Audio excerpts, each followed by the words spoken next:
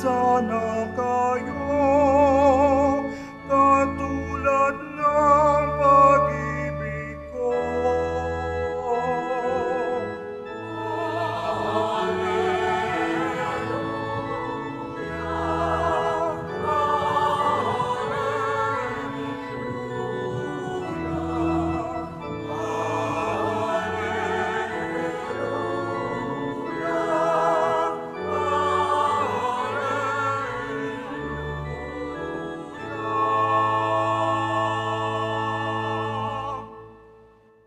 Sumainyo ang Panginoon. At sumayo rin. Ang mabuting balita ng Panginoon ayon kay San Juan.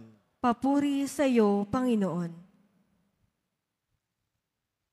Pagkaalis ni Judas mula sa huling hapunan, sinabi ni Jesus, "Ngayoy mahahayag na ang karangalan ng anak ng tao at mahayag din ang karangalan ng Diyos sa pamamagitan niya.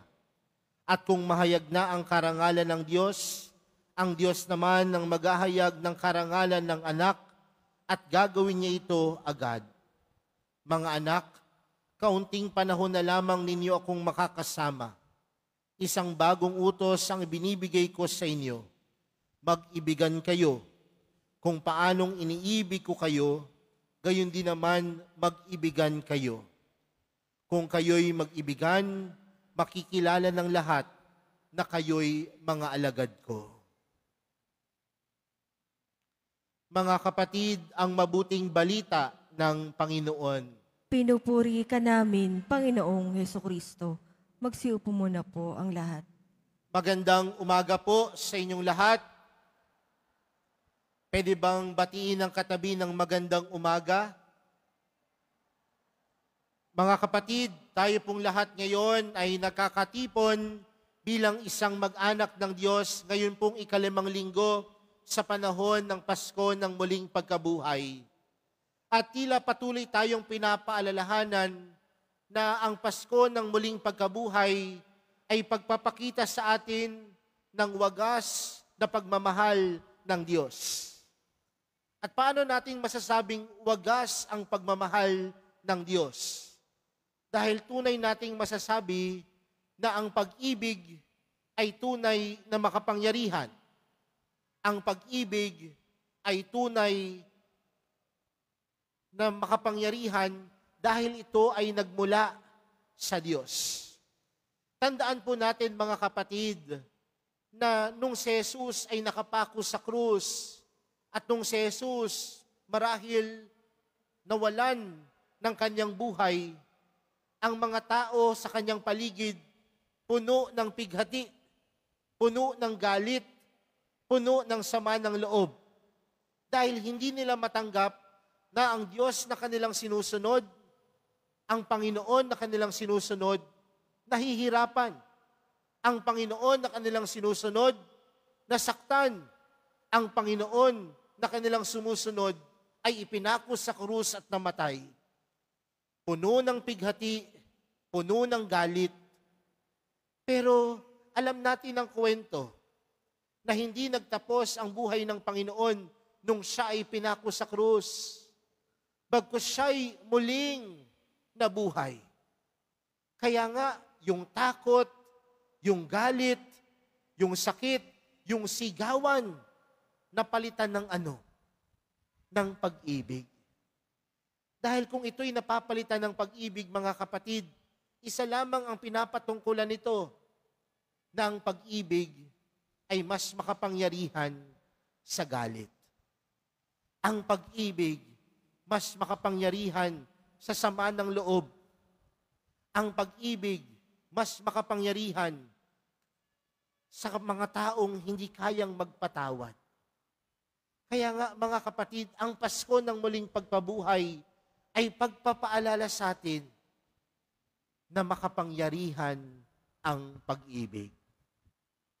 Naalala ko po minsan, may lumapit po sa aking isang parishioner. Sabi niya sa akin, galit na galit siya.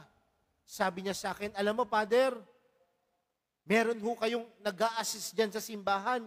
Hindi po ako pinaupo sa unahan. Kaya nagkaroon ho ko ng pagkakataon na kausapin yung mga nagpapaupo sa upuan. Sabi sa akin ng mga nagpapaupo sa upuan, Father, paano naman? Pagpunta pa lamang niya sa simbahan, galit na kagad. Kung nakiusap lamang po siya ng maayos, Father, di sana binigyan po namin siya ng upuan ng maganda. Sa simula pa lamang po, galit na kagad eh. Sa simula pa lamang po, pasigaw na kagad. Sabi ko, ganun pala ang sikreto. Kung gusto mong makaupo sa unahan, hindi galit, kundi pag-ibig. Kahit po dito sa loob ng simbahan, marahil sa dala ng init ng panahon, pupunta tayo sa simbahan, hindi dapat puno ng galit at sama ng loob, kundi ito'y dapat puno ng pag-ibig. Dahil kung makapangyarihan ng pag-ibig, matatalo nito, malalagpasan nito ang lahat ng sama ng loob, lahat ng galit, lahat ng hindi kaya nating mapagpatawad dahil alam natin na tunay na makapangyarihan ang pag-ibig. Pangalawang bagay na magandang mapagnilayan, mga kapatid, sinasabi ng Panginoon sa dulo ng ating ebanghelyo, sinasabi niya, kung kayo'y mag-ibigan, makikilala ng lahat na kayo'y mga alagad ko. Kung kayo'y mag-ibigan, if you love each other, makikilala, you will be known as disciples or apostles of the Lord. Mga kapatid, ano po ba ang katangian ng isang alagad? Ano po ba ang katangian ng isang Kristiyano? Ano po ba dapat ang katangian ng isang deboto ng mahal na pong Jesus Nazareno? Hindi lamang parte ng katangian natin bilang mga alagad at Kristiyano ang pumunta lamang sa simbahan, humawak sa lahat ng santo. Hindi lang natin responsibilidad bilang mga alagad, bilang mga deboto, bilang mga Kristiyano na maghulog ng mga donasyon. Kasi napakadami sa atin. Sapat na yan. Alagad na ako, deboto na ako. Kapag nakakahawak ako sa mahal na pong Jesus Nazareno, deboto na ako. Pero anong tinuturo sa atin ng Panginoon? Ang pagkakilanlan natin bilang isang deboto ay kung paano tayong umibig at magmahal. Ang tunay na deboto, marunong magmahal. Ang tunay na deboto, marunong umibig. At kung ikaw ay isang deboto, dapat ang pagkakilanlan sa iyo ay taong mapagmahal.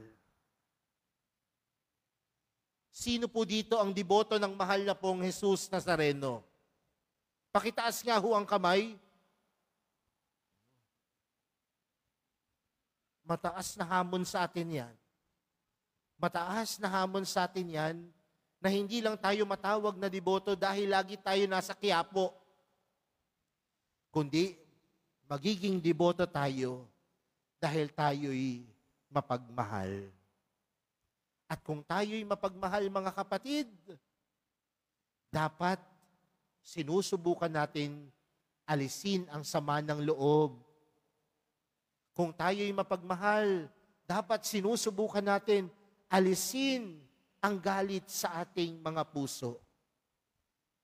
Dahil sabi ko nga po sa aking unang punto, ang pag-ibig, makapangyarihan. At kung makapangyarihan ng pag-ibig, napapalitan nito ang lahat ng galit at sama ng loob. At kung napapalitan nito ang lahat ng galit at sama ng loob natin, tunay tayong matatawag na alagad.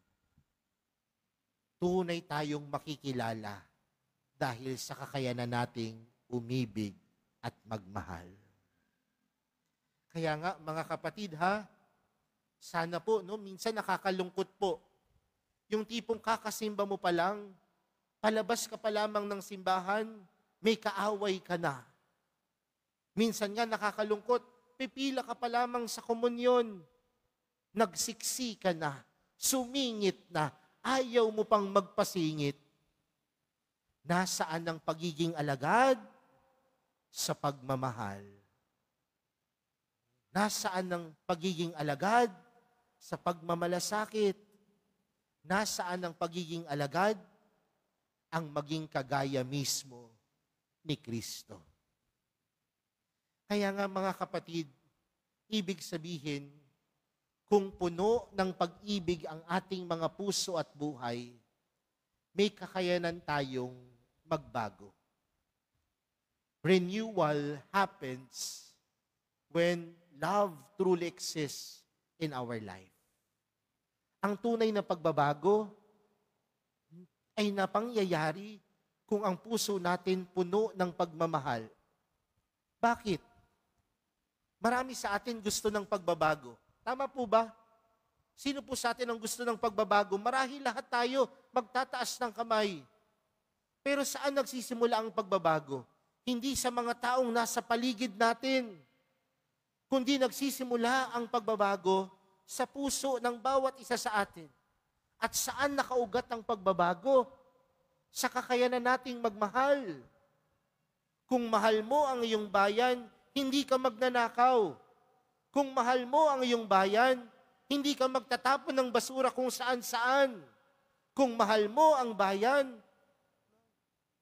susunod ka sa mga alituntunin, sa mga batas na ipinagkakaloob ng bayan. Kung mahal mo ang Diyos, susunod ka sa turo ng Diyos. Sabi ko nga po, napakasarap sigurong mabuhay kung ang lahat ng tao marunong magmahal.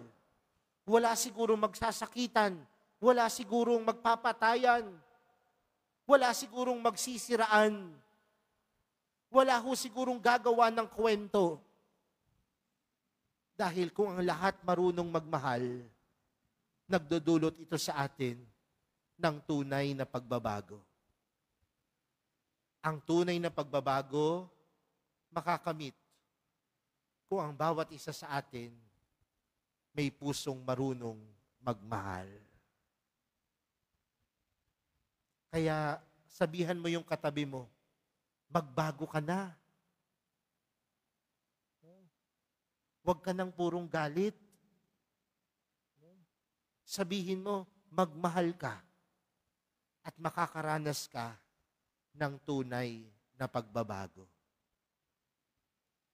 Mga kapatid, ang tunay na pagmamahal, kung ito'y nasa puso, makikilala nila na ang Diyos ay tunay na pag-ibig.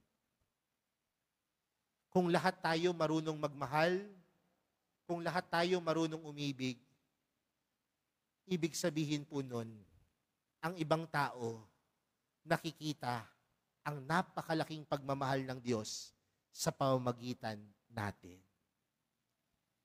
If every one of us mirror the love of God, every one of us also see how much God loves us. Kaya siguro sa araw na ito, mga kapatid, yan po ang hamon sa ating lahat. Makapangyarihan ng pag-ibig.